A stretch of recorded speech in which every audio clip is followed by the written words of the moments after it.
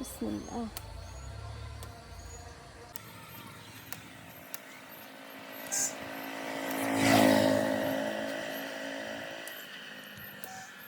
মাছ, মাংস, শাক সবজি সবই তো খাওয়া হয়।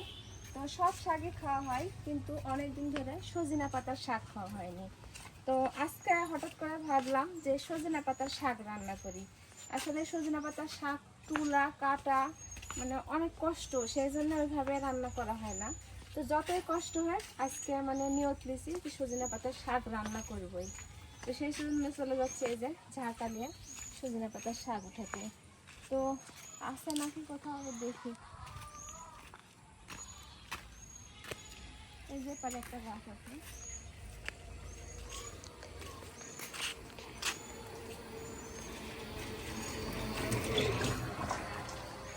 বিসমিল্লাহ।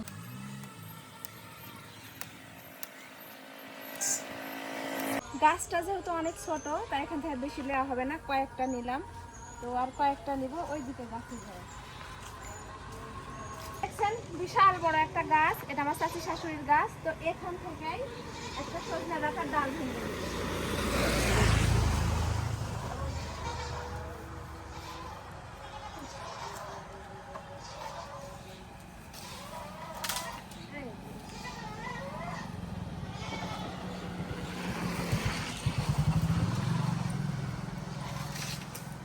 এটাতেই হয়ে যাবে।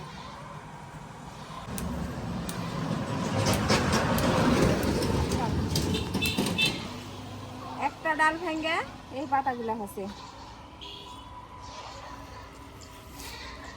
সজনে পাতালে আমার শেষ, এখন বাড়ির জায়গাগুলো বাঁচতে হবে।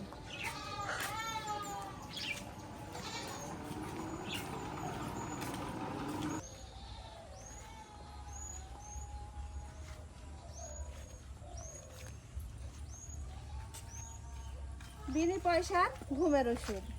এই সজনা পাতা খেলে কিন্তু ঘুমও হয়। আর গ্রাম অঞ্চলের মানুষগুলো থেকে এরা হচ্ছে বিনা টাকায় ঘুমের ওষুধ মাখিয়ে দেয়।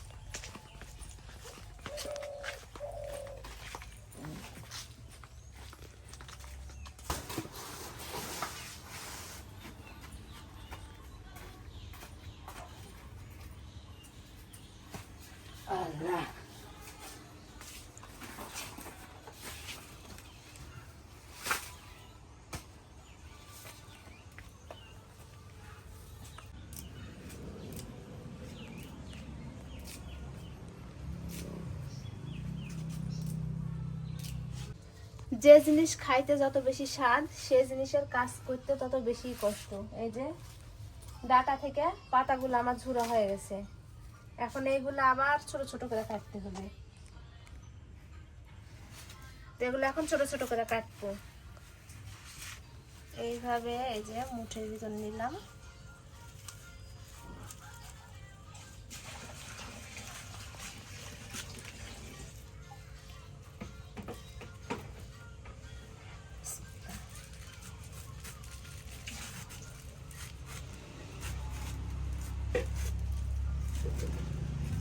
এরকম করে সবগুলো শাক এই যে ছোট ছোট করে কেটে নেব। শাক কাটা আমার হয়ে গেছে, এই যে শাকগুলো ছোট ছোট করে কেটে নিয়েছি। এখন শাকগুলো এইভাবে একটু বাড়ি দিয়ে তুলে নিব, যাতে কোনো ময়লা বা পোকামাকড় থাকলে, ছোট ছোট শাকে কিন্তু পোকা থাকে শাকের পাতায়, তো সেগুলো যাতে তলে পড়ে যায়। তো এই শাকগুলো এখন আমি সুন্দরভাবে ধুয়ে নেব, তারপরে সেদ্ধ করতে চড়াইয়া দেব। শাক ধোয়া হয়ে গেছে, এই যে এখন আমি এগুলো কড়াইয়ে দিব, দিয়ে শাকগুলো সেদ্ধ করে নেব। লবণ আর পানি দিয়ে শাকগুলো সেদ্ধ করে নেব।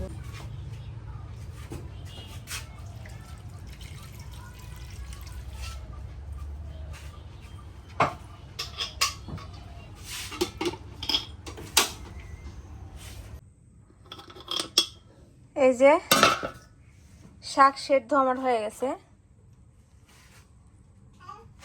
এখন শাকটা আমি এই যে এই ঝাঁকায় ঢালে নিব, নিয়ে যতটুকু পানি আছে পানিটা নিংড়ে নিব।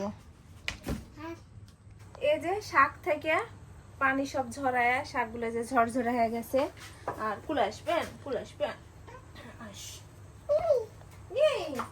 আর এইদিকে পেঁয়াজ রসুন কাঁচামরিচ সব কাটা নিছি, এগুলো একে একে সব দিয়ে দিব।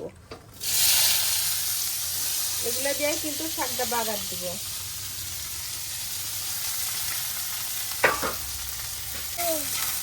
এর ভিতর কাঁচা জিরে সব মশলা একটু একটু করে দিব, দিয়ে ওগুলো সুন্দরভাবে ভাজা ভাজা হলে তারপরে এর মধ্যে শাক ঢেলে দিব।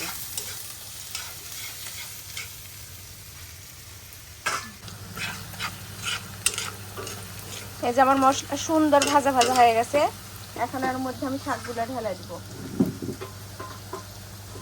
তো এই যে শাক,